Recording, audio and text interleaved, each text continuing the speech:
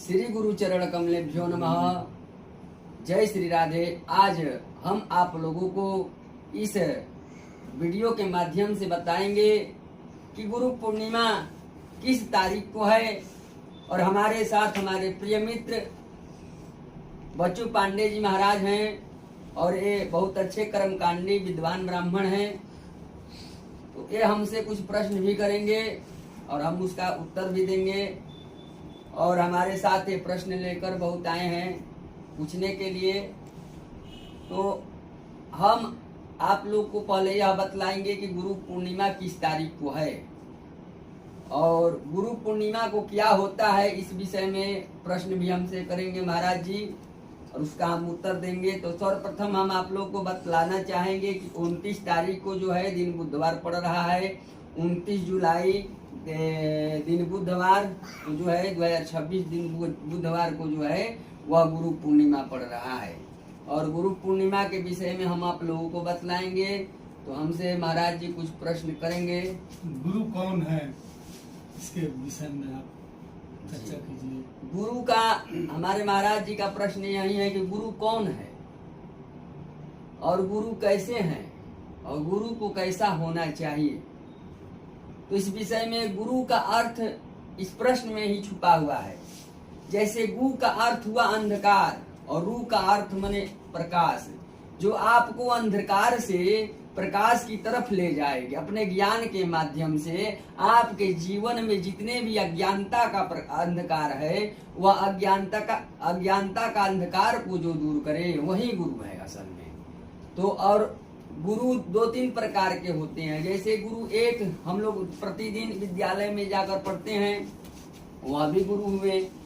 और पहले गुरुकुल चलता था, उसमें भी गुरु जी होते हैं। तो एक आध्यात्मिक गुरु होते हैं, आध्यात्मिक गुरु। तो गुरु जी का महाराज जी का भी कुछ प्रश्न है कि आध्यात्मिक के विषय में। तो महाराज जी आपका क्या प्रश्न है आध्यात्मिक के विषय में? आध्यात्मिक का क्या क्या है? आध्यात्मिक ज्ञान, महाराज जी के कहने का तात्पर्य है कि आध्यात्मिक ज्ञान क्या है। आध्यात्मिक ज्ञान यह है कि हमको भगवान के विषय में जाने और हम अपने आप को जाने कि हम क्या हैं और हमारी अंतर आत्मा जिसमें लीन हो, उस प्रभु के विषय में जो बतलाए वही असली गुरु है और वही हमको अध्यात्म ज्ञान देता है। हमारे जीवन में जो है घटने वाली दुर्गतियां और परिस्थितियां, जो हमारे दुर्घटना है, मानकर चलिए हमारे जीवन में दुर्घटना है और हमारे गुरु जी का जो अध्यात्म ज्ञान मिला है, उससे हमारे जीवन में आने वाली जो विपत्तियां है, परेशानियां है, वो आध्यात्मिक ज्ञान का अगर हमारे पास रहेगा, अध्यात्म का ज्ञान रहेगा, तो हमारे पास वो जो घटने वाली घटनाएं हैं वो तो घटेगा ही, लेकिन सूक्ष्म से सूक्ष्म रूप से घटेगा। अगर हमारे पर गुरु के ऊपर अध्यात्म ज्ञान की कृपा है तो वह भी हमारे ऊपर जो है वह सूक्ष्म रूप से दुर्घटना और घटनाएं घटेगी। अब महाराज जी कुछ और प्रश्न करेंगे। गुरु पूर्णिमा क्यों मनाया जाता है?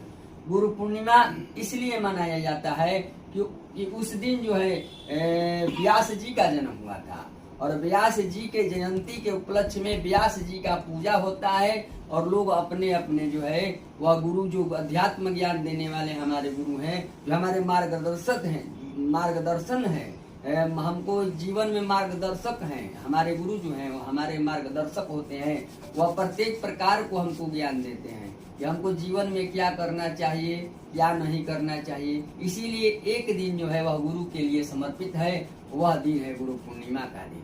अपने अपने लोग जो है गुरु पूर्णिमा के दिन जो अपने गुरु जी से जो गुरु मंत्र लिए होते हैं, वह गुरु जी के पास जाते हैं और जा करके गुरु जी का अपना पूजा करते हैं। और पूजा करने के बाद उनका विधि विधान से उनको दान पुण्य जो होता है वह यथाशक्ति कहते हैं। गुरु यह नहीं कहते हैं, बहुत लोग जैसे कि नाना प्रकार कर बोलते हैं कि गुरु है, जो वह कहते हैं कि गुरुमुख मने होने पर इतना लगेगा उतना लगेगा। गुरु मानते थोड़े हैं, गुरु को यथाशक्ति जो होता है वह दे देते हैं। या नहीं, अपने तरफ से लोग कम भी नहीं करना चाहिए कि हम गुरु जी को कम दें। गुरु जी को यथाशक्ति आपके पास जितना सामर्थ्य है उस सामर्थ्य के अनुसार देना चाहिए।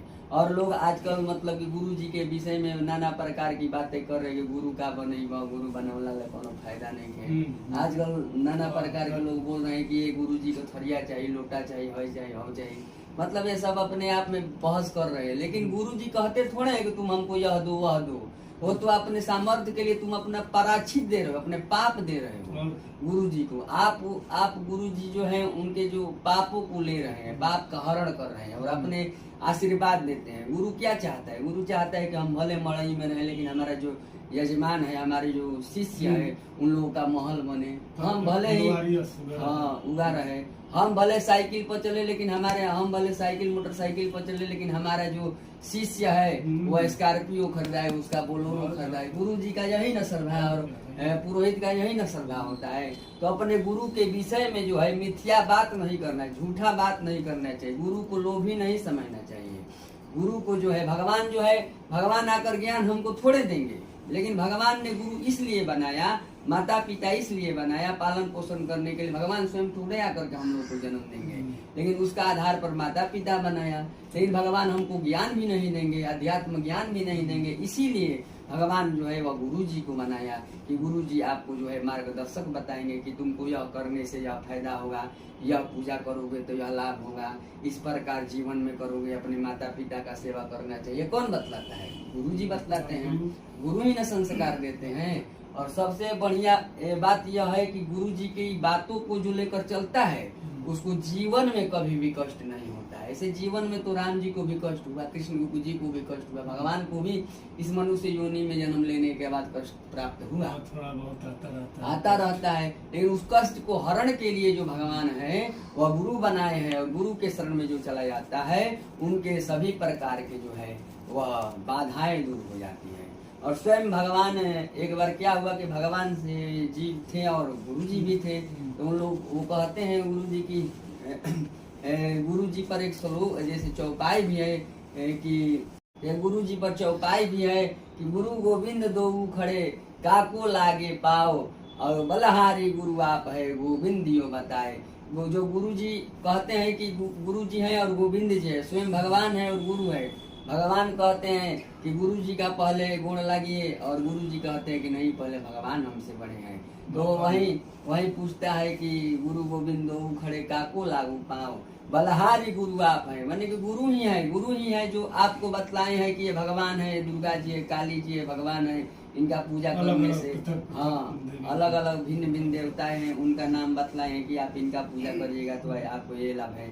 इसीलिए वहाँ पर गुरु की जो श्रेष्ठता बताए हैं भगवान भी। लेकिन गुरु जी कहते हैं कि नहीं, हम बड़े नहीं हैं, हमारे जो हमसे भी जो बड़े हैं, जिनका हम उपासक हैं, वह भगवान हैं, इनका आप पूजन करिए। इसीलिए सबसे सर्वश्रेष्ठ जो है वह भगवान है, इसके बाद गुरु जी हैं।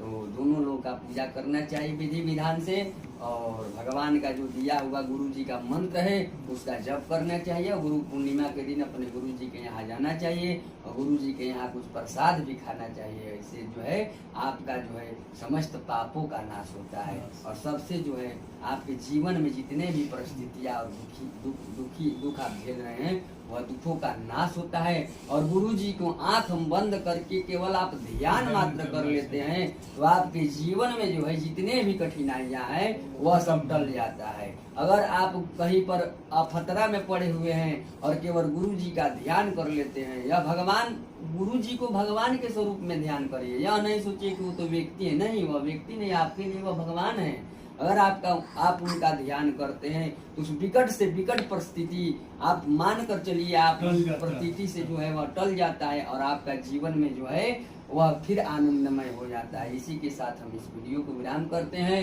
जय श्री राधे, श्री गुरु चरण कमल।